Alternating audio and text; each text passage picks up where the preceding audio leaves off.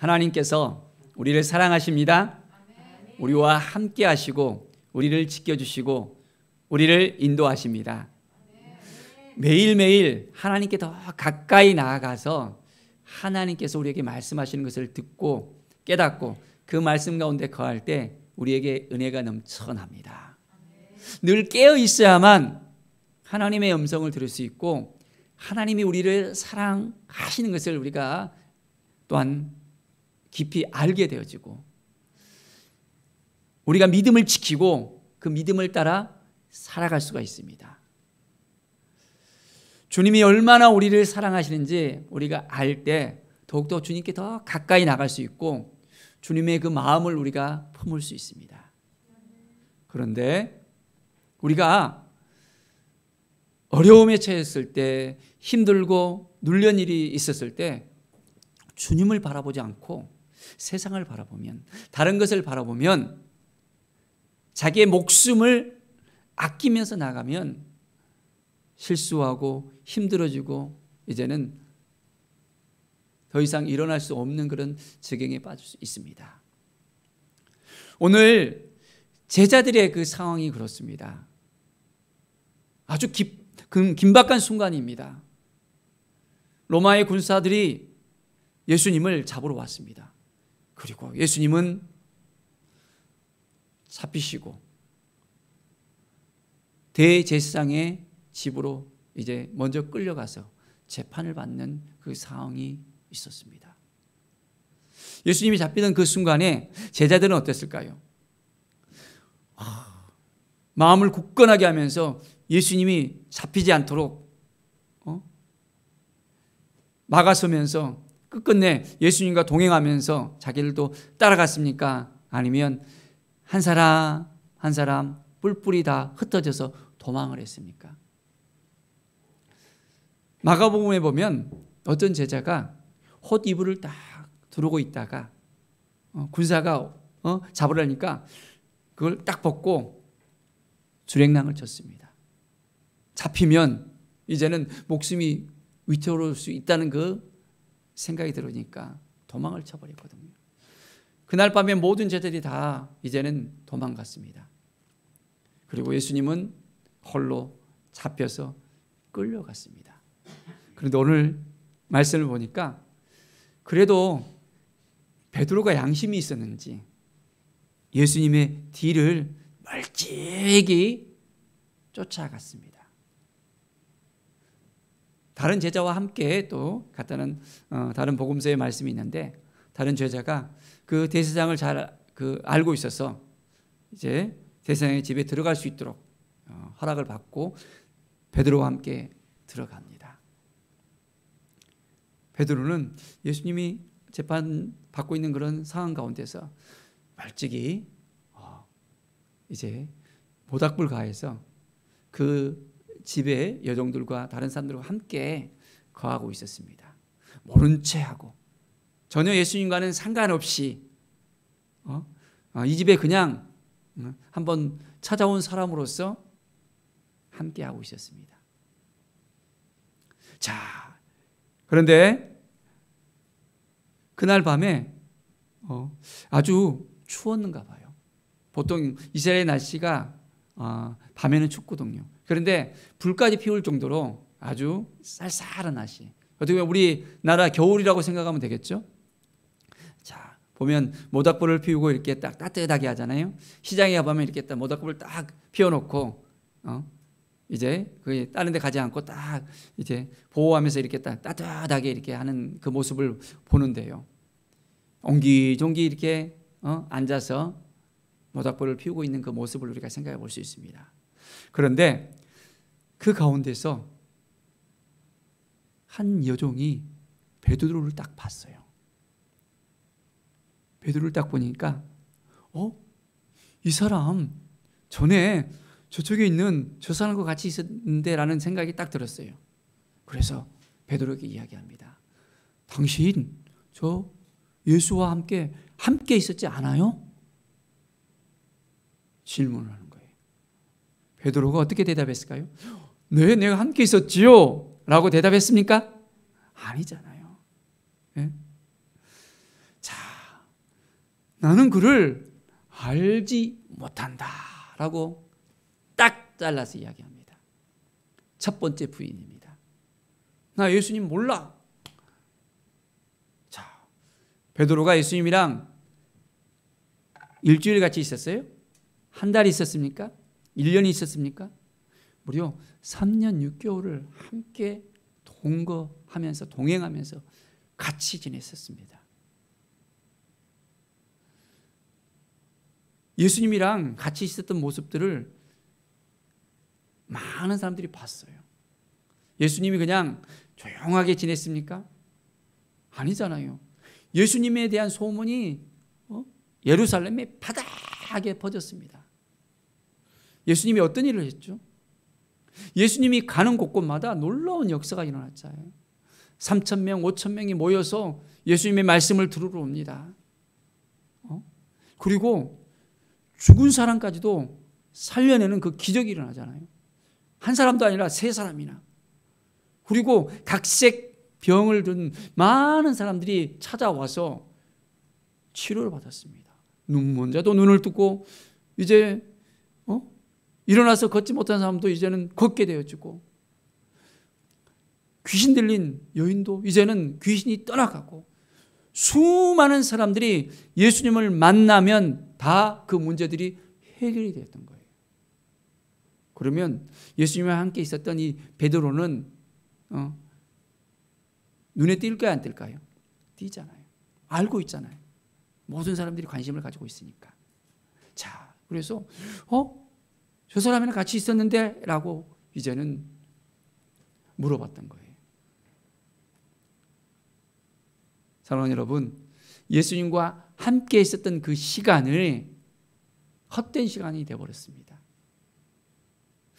베드로는 예수님을 보고 어떤 고백을 했습니까? 다른 많은 사람들은 나를 누구라 하더냐? 너는 나를 누구라고 생각하냐? 물어볼 때 베드로는 어떤 고백을 했습니까? 주는 그리스도시요 살아계신 하나님의 아들입니다 라고 고백을 했잖아요. 이제 그 말에 이제는 내가 반석 위에 내가 교회를 세우리라. 베드로를 반석이라고 이름을 줬잖아요. 베드로, 원래는 이름이 시몬인데 페트라 해서 이제는 반석으로서 베드로를 예수님께서 딱 인정해 주시고 너를 통해서 이제 하나님의 교회가 이제는 왕성해질 거라고 천국의 열쇠를 갖다 내가 준다고 예수님께서 말씀하신 그 베드로였습니다. 그런데 어떻게 됐습니까? 그 함께했던 그 순간들이 이제는 완전하게 사상도각처럼 무너져 버렸습니다. 자, 우리가 믿음 생활을 잘하고 있습니까? 정말 예수님을 잘 믿고 있습니까? 예수님과 함께하고 있습니까? 그런데 정말 우리가 믿음의 고백을 해야 될 때 믿음의 고백을 하지 못한다면 이 베드로와 같이 무너질 수밖에 없다는 겁니다. 로마 군사가 와서 창을 딱 대면서 당신 저 사람 알지가 아니었습니다. 누가 물어봤죠? 그냥 여종이에요. 그 시대에 있어서는 하찮은 여종이었어요. 이름도 없는 여종이었어요. 그 여종이 저 사람이랑 함께 있었잖아요 라는 그 질문을 했을 때 베드로는 고개를 설레서매하면서 아니라고 극구 부인을 합니다. 자, 이제 또 다른 사람이 베드로를 딱 봅니다. 당신 보니까 저 사람과 함께 있을 뿐 아니라 그 도당이잖아요 하는 거예요. 도당이 뭡니까? 같은 패거리라는 얘기잖아요. 같이 함께하는 사람이라잖아요. 그런데 베드로는 어떻습니까? 나는 아니다 라고 이야기합니다. 다른 성경에는 도당이라는 표현을 썼을 때 저주하면서 맹세했다고 그랬어요. 예수님을 저주했다고 그랬어요. 예수님은. 야, 어떻게 저주를 합니까? 예수님을. 그렇게 따르겠다고 고백하고 다른 사람이 다 예수님을 부인할지라도 나는 절대로 예수님을 부인하지 않겠습니다. 나는 죽을지언정 예수님을 따르겠습니다 라고 고백했던 사람이 누구였습니까? 베드로였잖아요. 그런데 당신 저 사람을 같이 다니고 같은 도당이잖아요 라는 그 말에 혹시나 이제는 자기도 잡힐까 봐 죽을까 봐 마음이 무너져 버리고 부인하는 이 베드로의 모습을 볼 수 있습니다. 사랑하는 여러분, 우리가 정말 우리가 복음을 정말 받아들고 믿음의 고백을 해야 될 때 베드로와 같이 믿음의 고백을 못한다면 우리는 또 어떻게 될까요? 우리나라는 그래도 자유스럽게 복음을 전하고 또한 이 복음을 믿고 마음껏 예배드릴 수 있는 그런 환경이잖아요. 근데 중국이나 공산권, 회교권 같은 경우에는 마음껏 찬양하고 마음껏 예배드릴 수 없고 마음껏 전도할 수가 없는 상황이에요. 중국 같은 경우에도 길거리에서 전도할 수가 없습니다. 심지어는 예배도 아무 데나 드릴 수가 없어요. 제가 몇십 년 전에 중국에 갔을 때 호텔에서 조용하게 옆에 안 들리게끔 조용하게 말씀 보고 이렇게 찬양했던 그 기억이 나거든요. 자, 그런데 요즘엔 어떻습니까? 이제는 우리가 지금도 실시간으로 예배를 드리잖아요. 유튜브로 예배를 드리잖아요. 근데 온라인으로서 예배 드리는 것도 금지를 시켜놨어요. 이제 중국에서는 선교사를 다 추방시키고 심지어는 이제는 모이는 것까지도 허락을 안 하고 교회를 다 부수고 아주 폭발시켜 버리기도 하는데 이제는 온라인 예배도 못 드리게끔 딱 금지하고 모든 것을 갖다가 다 이제는 그렇게 딱 해놨습니다. 참 쉽지 않은 거예요.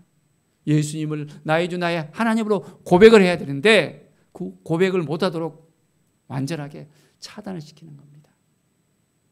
사랑하는 여러분, 우리는 예수님을 온전하게 믿고 따르고 나가야 되는데 그렇지 못하면 어떤 일이 우리에게 또한 일어날까요? 자, 이제 세 번째 또한 1시간쯤 지났습니다. 또 한 사람이 이 베드로를 보고 당신 갈릴리 사람 아니냐고, 저 사람이랑 같이 있지 않았냐고. 갈릴리 사람이 뭐예요? 변방에 있는 아주 저 촌구석이라고 이 이스라엘에서는 생각을 합니다. 인정을 받지 못하는 그런 동료였거든요. 아주 자그마한. 그런데도 그걸 기억하고 있을 정도로 당신 갈릴리 사람이고 저 예수랑 같이 있었던 사람 아니냐니까. 베드로는 완전히 그것을 부인합니다. 저주하고 맹세하면서 나갑니다. 그 순간 뭐가 일어났습니까? 꼬끄대 하면서 닭이 이제 바로 울었습니다. 예수님께서 이제 너가 나를 세 번 부인하게 되고 그때 닭이 이제 2번 울게 된다고 이렇게 먼저 이야기를 하셨잖아요. 그 생각이 딱 스칩니다. 내가 예수님을 따르겠다고 그렇게 했었는데 그 일이 바로 벌어졌네 라고 생각을 딱 하는 거예요. 베드로가 그 순간 고개를 푹 숙이고 있다가 어떻게 해요? 절대 발각되면 안 되잖아요. 근데 그 생각이 딱 나면서 예수님을 딱 쳐다봤습니다. 그리고 예수님의 눈빛과 이 베드로의 눈빛이 딱 마주쳤어요. 그 순간 이 속에 있던 그 모든 것들이 올라옵니다. 그리고 통곡의 소리가 나옵니다. 베드로는 더 이상 참을 수가 없어서 밖에 나가서 통곡을 하면서 왜 내가 이럴 수밖에 없지? 내가 그렇게 예수님을 따랐고 예수님을 믿었고 예수님과 함께 했고 예수님이 하는 일이라는 건 모든 걸 따라다니면서 정말 열심히 했었는데, 내가 예수님을 믿음으로 고백했는데 그동안 3년 6개월 동안 있었던 모든 생각이 주마등처럼 쫙 스치고 지나갑니다. 그리고 눈물바다가 되어지는 거예요. 사랑하는 여러분, 우리가 믿음의 고백을 할 수 있어야 됩니다. 그리 않으면 이 베드로와 같이 후회할 수밖에 없는 거예요. 이 통곡, 정말 이 애통하는 이 마음을 통해서 하나님은 이 베드로의 마음을 또한 읽어주십니다.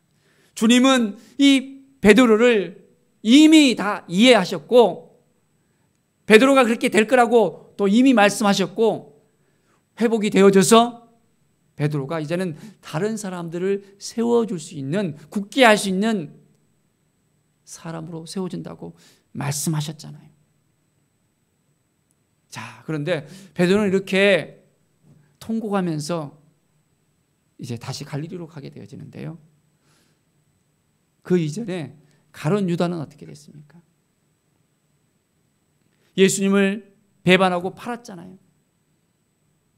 몇 푼 안 되는 그 은을 받고 팔고 후회가 되었고는 다시 돌려줍니다. 대제사장에 갖고서 돌려줍니다. 그것도 힘들어서 도저히 감당이 안 되니까 어떻게 됐습니까? 목을 매서 자살해버리잖아요. 믿음의 고백을 하면서 함께했던 제자들이 그렇게 예수님을 배반하고 부인하면서 나아갑니다. 이 믿음을 지킨다는 것이 정말 중요합니다. 여러분, 정말 믿음을 지킬 수 있겠습니까? 온전하게 예수 그리스도를 믿고 칼이 들어오더라도, 어떤 상황이 있더라도 예수님을 믿겠습니까?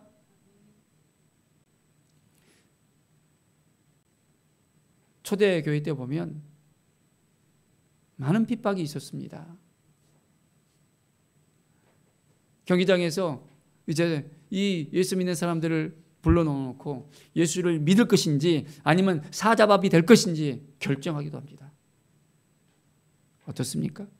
그 가운데서 이들은 환한 웃음을 가지고 예수님을 바라보면서 기쁨으로 그 죽음을 맞이하잖아요. 많은 사람들이 어떻게 저렇게 저 위험한 순간, 죽음의 순간까지도 저렇게 저런 얼굴을 하고 있을까 의아해하는 많은 사람들이 있을 정도로 그 믿음을 지켰던 걸 볼 수 있습니다. 우리는 믿음을 지켜낼 수 있어야 됩니다.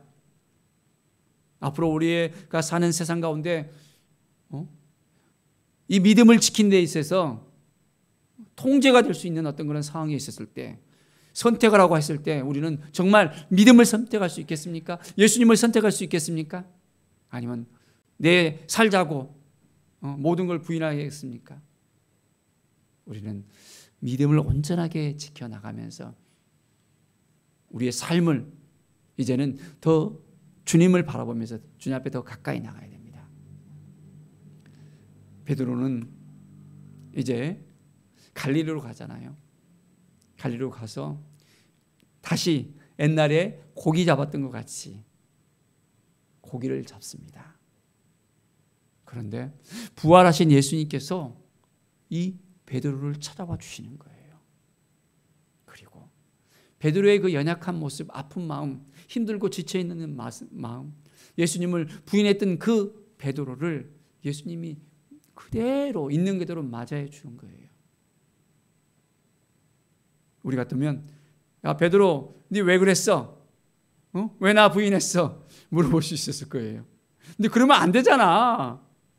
아니 3년 6개월 동안 나를 그렇게 따라다니고 그렇게 나를 주는 그리스도 살아계신 하나님의 아들이라고 고백했잖아. 근데 왜 그랬지? 물어볼 수도 있을 거예요. 막 다고치면서 그러면 안 되지 하면서 잘못했다고 빌어 그렇게 말할 수도 있었을 것입니다. 그런데 예수님께서는 베드로를 그대로 품어주시잖아요. 베드로야, 네가 이 사람들보다 나를 더 사랑하느냐? 그렇게 물어보시잖아요. 그것도 한 번이 아니라 3번씩이나 물어보잖아요. 자, 우리 주님 같은 분이 어디 있습니까?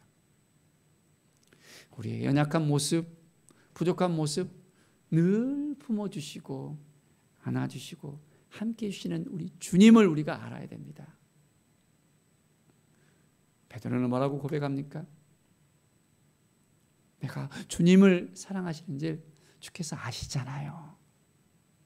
근데 예수님께서 이 사랑을 물어봤을 때 이 3가지가 이제는 약간 다른 부분이 있습니다. 첫 번째하고 두 번째는 아가페오라고 물어봤습니다. 내가 이 사람들과 나를 더 사랑하느냐? 이제는 완전한 그 사랑으로 나를 사랑하느냐? 근데 베드로가 그것을 구체적으로 대답을 못하는 거예요. 그냥 주께서 아신다고. 근데 3번째는 내가 나를 사랑하느냐라는 그 표현이 헬라어로는 필레오였어요. 친구와 같은 그 사랑으로서 나를 사랑하느냐. 그 말을 하니까 이 베드로가 갑자기 근심이 탁 되는 거예요. 야, 주님이 내 마음을 너무 잘 아시구나. 나의 이 속타는 마음, 정말 주님 앞에 고개도 들 수 없는 이 마음, 그 마음을 예수님께서 너무나도 잘 알고 있구나. 그런데 예수님께서는 베드로에게 어떻게 했습니까? 내 양을 치라, 내 양을 먹이라, 내 양을 치라고 이제는 베드로에게 위임을 하잖아요. 믿어줄 수 없는 사람인데, 부인한 사람인데 베드로를 믿어주는 거예요. 위임합니다.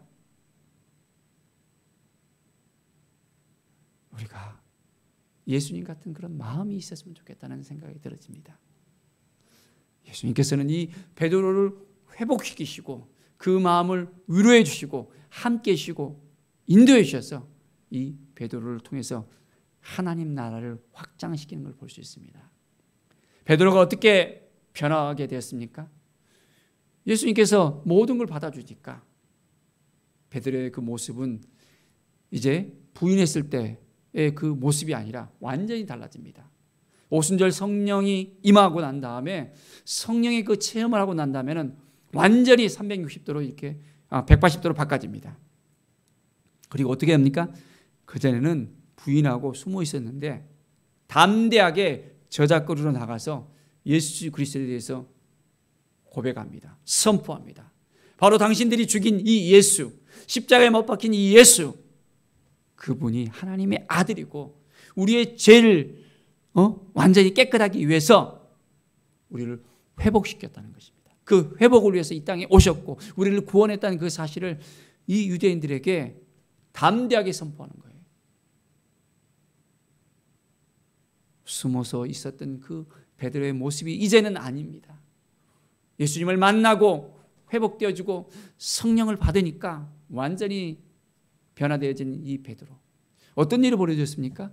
그 말씀을 듣고 그 복음을 듣고 3,000명, 5,000명이 이제는 예수님을 믿겠다고 그들이 회개하면서 돌아오는 역사가 일어나잖아요.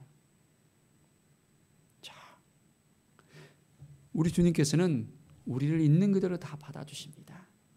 그리고 이제는 우리의 삶이 변화되어지고 예수 그리스도로 말미암아 우리가 날마다 능력 있는 삶을, 예수 그리스도를 증거하는 그 삶을 하나님의 나라가 확장되는 일에 우리를 사용하시기 위해서 오늘 이 시간 우리를 다시 부르십니다.